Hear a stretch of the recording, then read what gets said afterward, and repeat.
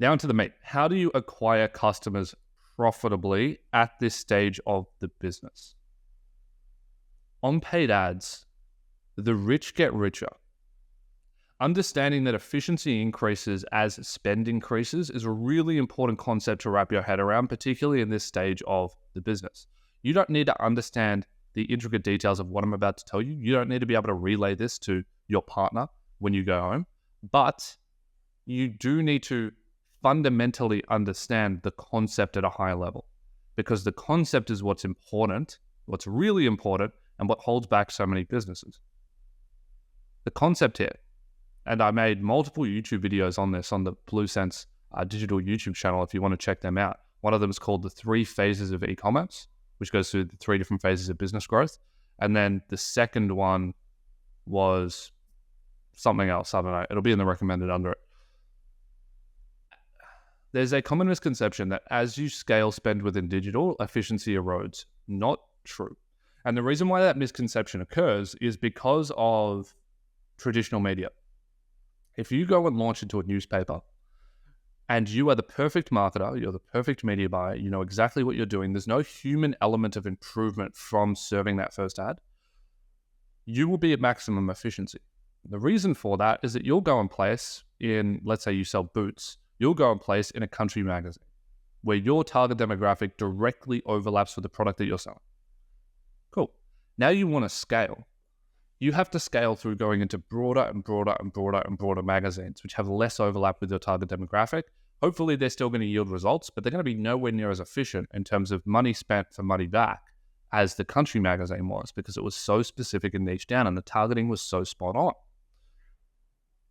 And so what ends up happening is you have this erosion in efficiency. And then that's a whole different video for businesses doing over $1 million a month, which looks into incrementality testing and how you need to be measuring incremental revenue uptick based on spend uptick.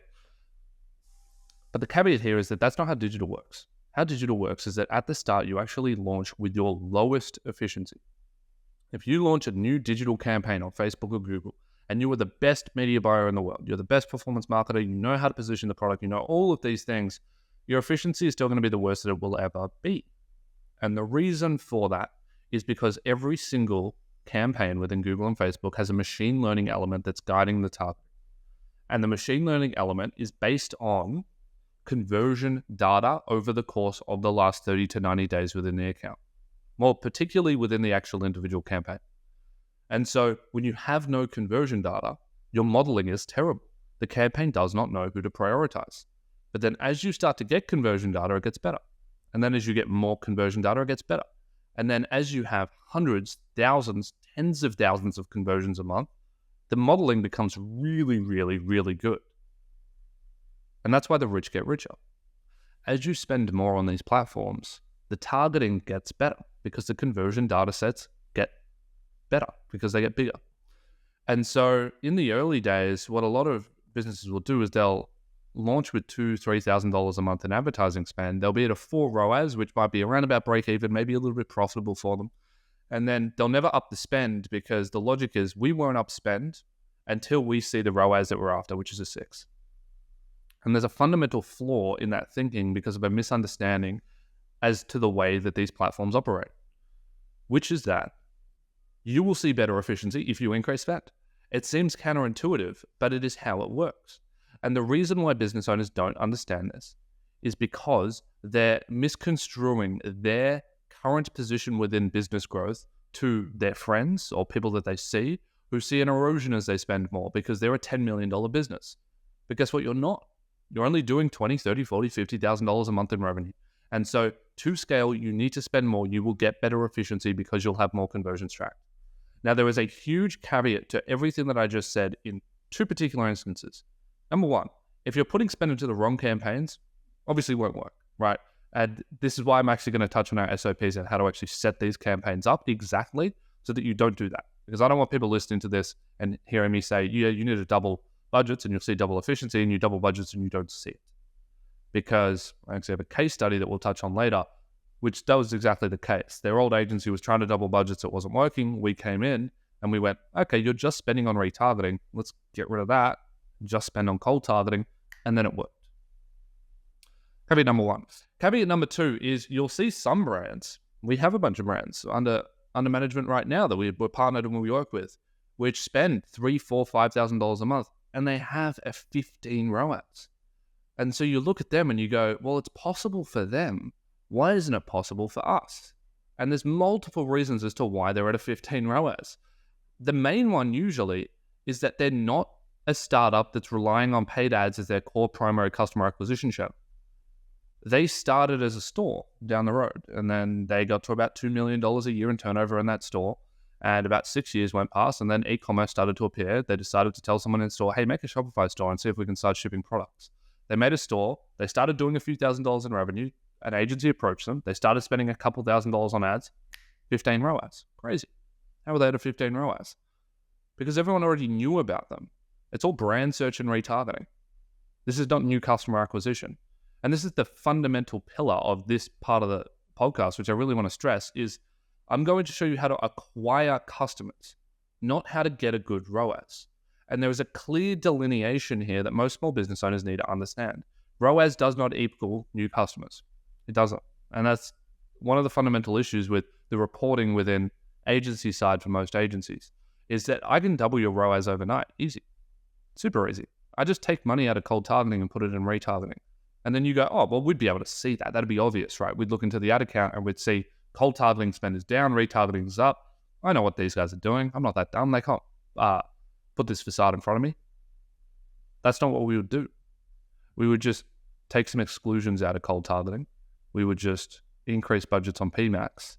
Everything would look the same. You wouldn't notice it. But suddenly we are heavily retargeting because we haven't put all of the measures in place to prevent it. And I can provide you with a really technical example of this, which is, it's hot tea, which is that we have found through an experiment that we ran internally that if you run retargeting campaigns on Facebook adjacent to Advantage Plus, it suppresses the retargeting component in the Advantage Plus. The hypothesis to why this is the case is because retargeting campaigns take priority at placement with higher bid caps, because they're set at higher budgets on the custom audiences, and so the CPMs are higher, so they'll get prioritized at placement, which will then result in the Advantage Plus doing more cold targeting, driving more new customer visitors. And so that would be a really easy way for an agency to trick you or not, right? If they're running a retargeting campaign, they're actually doing more cold targeting because they're forcing the other campaigns to not place on those audiences. But if they aren't running a retargeting campaign and they go, hey, we don't even want to run retargeting because Nathan said on the podcast that you watched that retargeting is bad. That means no new customer acquisition. And therefore, we're just going to run cold. Impossible. You can't do it. Can't do it on Google. Can't do it on Facebook because then the existing cold targeting campaigns will just retarget anyway. And now all the data's blurred. You don't have any delineation of cold and retargeting data and you don't even know what's going on. That was a little sidetrack, but it's to really prove that point home, which is that the rich get richer. As you scale spend, you will see better efficiency, given that the spend is going into the right campaigns. Do not look at other brands and look at the way that their return on ad spend is flourishing at these lower ad spends and use that as a KPI for where you should be.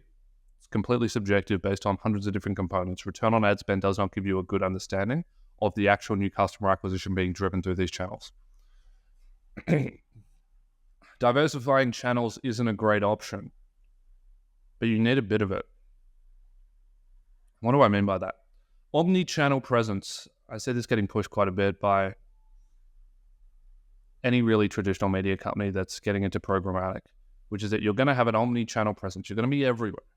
You're going to touch the customer when they're on Spotify, and then they're going to see a YouTube ad, and then you're going to be on search, and then, you might even be on TV as well. Unnecessary. Unless you're a $100 million brand, which we're not, right? We're talking to sub 100K per month brands right now. Unnecessary. But number two is it blows out tracking as well, and it diversifies your ability to pull conversion data within a single campaign, which ties directly back into what I was just talking about, which is that the more data you have within a campaign, the better it will perform. Cool, we know that. So if you had a 2K budget, putting 2K on Facebook, 2K on Google, is that a good idea? Logically speaking, no, because you will now yield half the conversions on each platform, which will result in half the performance. Now, there is a bit of an interesting caveat here that a lot of people don't really know, and I abused this back in the day when I was scaling 4 of my stores to 100K a month. And that is that the Facebook pixel isn't just tracking users who convert through Facebook. The Facebook pixel is tracking every user that converts on site and trying to match it to a Facebook cookie on their browser. And so, for example, if I go to theiconic.com right now and I go through and I purchase a shirt, I didn't click on a Facebook ad. I'm not even getting served Facebook ads by them. But their Facebook pixel will see that I'm logged into a profile on this Chrome browser, and it will associate that to the pixel and now count me in to the improved conversion modeling within the Facebook ad platform for that ad manager that's connected to that pixel. And so what ends up happening is that the Iconic benefits from all of the purchases occurring from elsewhere, as long as the users are signed into Facebook. It improves the modeling within Facebook. And so there is a component of the fact that if you are running half budget Google, half budget Facebook, you will see an uplift in performance on Facebook, naturally due to retargeting of those existing visitors, but also due to the fact that your pixel data is improving because both pixels are tracking conversions and trying to use that to improve their modeling. However, the weighting of that conversion modeling is lower than what is weighted in at the campaign ad set and ad level.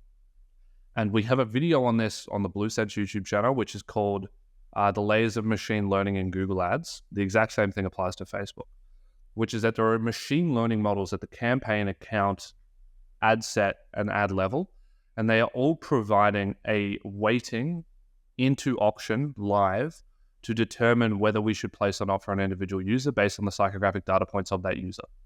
And these different layers of machine learning are segmented down at the campaign ad set ad level so that it can delineate based on slight differences in psychographic data points between different categories or different messaging that you might be pushing.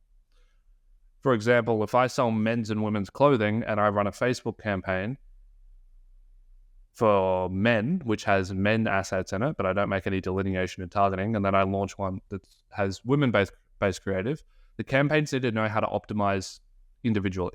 They don't want to both go after the same people. They want to be able to uniquely figure out, okay, I can figure out right now that these ads within my campaign are only working for men. These are only working for women. Okay, segment targeting. And so that's occurring at the campaign level, at the ad set level, and at the ad level. But there is components of data being fed from higher up in the hierarchy. Whole nother video in itself. So if you do want to watch that video, go to BlueSense Digital and watch The Layers of Machine Learning. Diversifying channels isn't a great option because it dilutes the data, which is what we've just gone through. And secondly, it dilutes your focus. What are the odds that you as a business owner managing your own ads are going to become excellent at Facebook ads and excellent at Google ads within the next 30 days?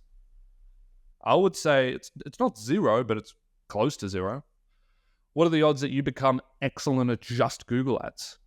It's probably higher, right? If you can allocate all of your time to just understanding Google ads. If you went and watched all of my videos on Google ads, if you went and watched 100 more, and then you reached out to some people to see what they're currently running in Google ads, maybe you got an audit or two on your account, I can almost guarantee you would see better efficiency at the top line level of the business and you'll get to 100K a month faster. And so diversifying channels usually isn't a great option. Don't go and try to test 5 different channels. The same thing applies in like agencies and other business models, which is that multiple different acquisition channels for clients isn't a good idea because you're just going to dilute your ability to optimize one, right? If we were trying to acquire clients through outbound sales, plus ads, plus referral partners, plus a lead generation book, plus the list goes on and on and on through all the different acquisition channels that you can have within the agency model. What would end up happening is our focus as a founder would be diluted across all of them and we wouldn't be able to make any of them work because we wouldn't be able to crack outbound because we just can't give it the 1,000 hours that it requires to understand how outbound actually works. We couldn't give 1,000 hours to paid ads to actually get them to work. Because to get paid ads to work, you need to be testing, like it depends how much you want to be spending, right? But if you want to be spending $30,000, $40,000, $50,000, $60,000 a month on Facebook ads, you need to be testing 6 to 10 creatives a week. new creative. That's not a new hook or a new word or a new color on a still image. That's 10 new creatives, fresh ideas, if you want to be continuing to scale past 50K a month in ad spend. And thanks for watching that video. If you want to learn more about BlueSense Digital, click the link in the description below. Reach out to us for a free growth evaluation video where we'll map out how you can achieve your financial outcome goals with your e-commerce brand over the next 6 to 12 months.